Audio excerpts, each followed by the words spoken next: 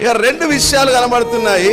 శరీరం బలహీనంగా ఉన్నది, ఏజ్ బలహీనంగా ఉన్నది, అసలు ఏ అథారిటీస్ లేవు. నీ ఉద్యోగానికి కావాల్సిన ఏ అథారిటీస్ లేకపోవచ్చు, కానీ దేవుడు ఇవ్వాలనుకుంటే ఇచ్చేస్తాడంతే.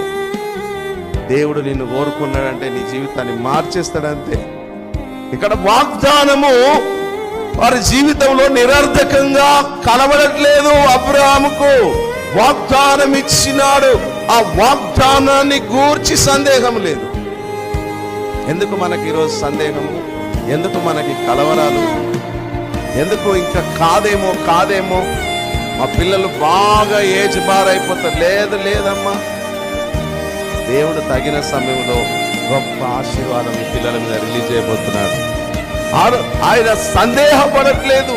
మీరు మీ జీవితంలో మీకు ఏమీ కనబడకపోవచ్చు, కానీ వాగ్దానం ఇచ్చిన దేవుని మాత్రం మనం ఎప్పుడు సందేహం కాదు.